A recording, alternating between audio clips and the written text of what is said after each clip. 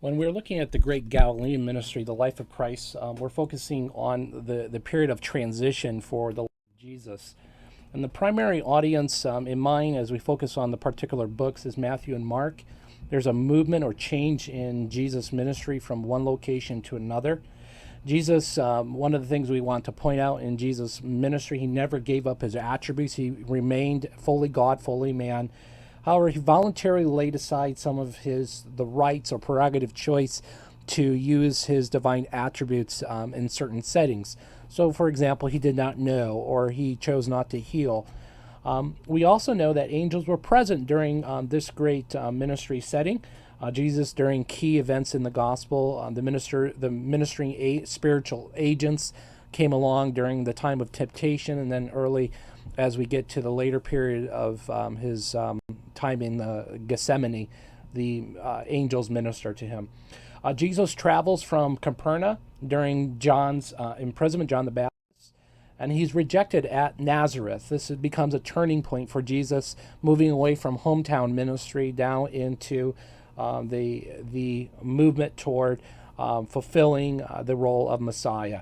He's filled with the Spirit, and then sometimes in the nature of Jesus' case, his prophetic ministry is denied, his teaching ministry is denied, and sometimes even in our life, we can experience a denial. People won't like us.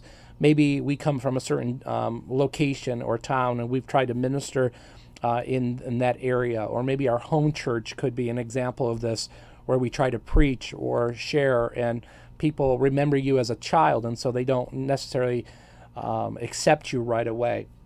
And so his hometown does not honor him, as the teaching says, and it fulfills the level of prophecy. Another call of disciples happens during this period of time in Matthew chapter 4.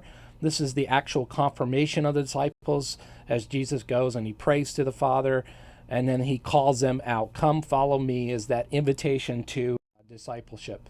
In the great Galilean ministry, Jesus works miracles in Luke chapter 4, and Matthew chapter 8, and Matthew chapter 4 again records healing people who were sick with diseases and demon-possessed, those having seizures and paralyzed conditions. Large crowds followed him and into all the areas in which he was going into. One of the great features of Jesus' healing ministry is Peter's mother-in-law, who had a high fever, to the one who had fallen dead. He raises up. He takes upon our infirmities, as Isaiah chapter 53, verse 4 fulfills. The Sermon on the Mount becomes a key section in this major section of the great Galilean ministry. This is probably one of the greatest sermons ever preached by any man. The background addresses the external behavior of the Pharisees and the contrast to the righteous man who is entering the kingdom of God. And so he begins with the blesseds in chapter 5. The blesseds are you who are joyful, those who are happy and satisfied. And to the poor person who is in a sense of poverty, lonely and humble, you're to mourn, you're to be comforted by the grief you're experiencing, you're to be humble and show humility of heart. And the Pharisees are shocked by this, and so they don't know what to do. But yet righteousness must surpass that of the scribes and the Pharisees in order for one to enter into the kingdom of God. So Christ's verse tradition, chapter 5, one must be perfect in order to enter the kingdom of God. One must have absolute perfection. And God has given this gift through the justification by faith alone. Christ is preaching that we must be perfect like God in order to enter into the kingdom of God. Christ's verse practice, he's hitting this really hard, that we're to seek the kingdom first, and all these things will be added to us. It is by the Lord's command. These things will rot and rust away, but if you seek the things that are above, where Christ is seated, that will find fulfillment in this life. Christ instructs believers in chapter 7. Not everyone will say who says, Lord, Lord, will enter the kingdom of heaven. Then how do we then enter into the kingdom of God? Well, he says again, absolute righteousness that God has given is not what the Pharisees have sought. They've sought an external righteousness. Again, the great Galilean ministry consists of the selection of the 12, the apostles, Mark chapter 3. They come from diverse backgrounds. They're close in proximity in terms of the calling. There's an internal group. The closeness of Peter, James, and John were very, very close to one another close to Jesus, close friends, and yet we have one who betrays the Lord. There's two that are miraculously raised. One was an outsider, a Gentile, the widow's son, probably a crisis event during that period of time of the first century where and the oldest son would pick up and care for the mother, but then when there's no son, no provision, is disastrous in the first century, and many widows would go hungry and live homeless in that society.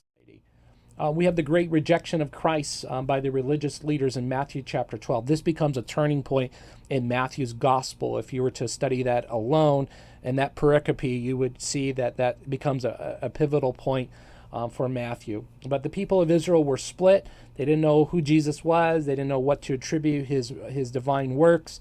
Some, as the religious leaders do, attribute his works to the devil.